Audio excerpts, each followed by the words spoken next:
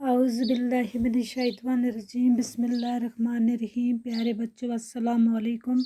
School BMS कंडी class 8 subject Urdu, topic ज़फ़रान।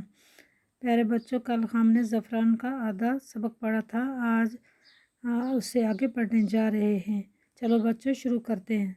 ज़फ़रान को बादशाहों का फूल समझा गया है। ये दूसरी बात है कि इसकी तख्लीक में मेहनतकश तबका का लहू शामिल होता है। यूनानियों के यहाँ ज़फ़रान के रंग को शाही रंग समझा जाता है। हिंदुओं के यहाँ भी ज़फ़रान के तलक को मुक़द्दस समझा जाता है। ज़माना कदीम में ज़फ़रान का तस्वर वादी कश्मीर से अलग नहीं किया जाता था। यही वजह है कि ज़फ़रान को कश्मीरी राजा भी कहा जाता है। ज़फ़रान की खुशबू से यूनान के दरबार, थिएटर और हाल महक उठते थे। कश्मीर से लेकर यूनान तक मुख्तलिफ दुआओं में ज़फ़रान का इस्तेमाल होता रहा है। उन दिनों कश्मीर और स्पेन के लोग अपने खानों में ज़फ़रान इस्तेमाल करते थे। इंग्लैंड में भी 18वीं सदी में इसकी काश्त शुरू हुई। ज़फ़रान की काश्त एक मुस्तकिल फ़न है। इसकी काश्त के लिए ख़ास किस्म की ढलवान ज़मीन दरकार है।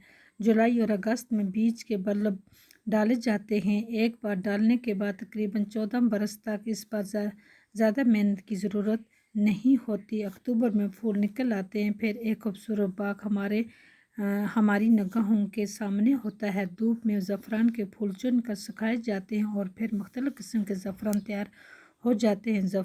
शाही ज़फ़रान, मोंगर और लच्छा वगैरह इसकी किस्में हैं। हिंदुस्तान में हर किस्म के ज़फ़रान की मांग है। बढ़ती हुई इस मांग की वजह से कश्मीरी ज़फ़रान की तजारत बढ़ती जा रही है।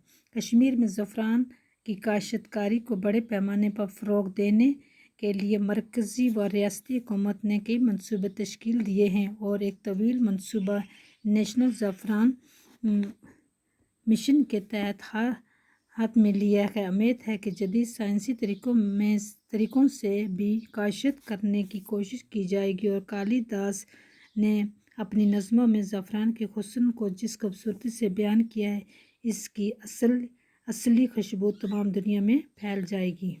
बस बच्चों, आज का सबक यहीं तक है। अल्लाह हाफ़िज़।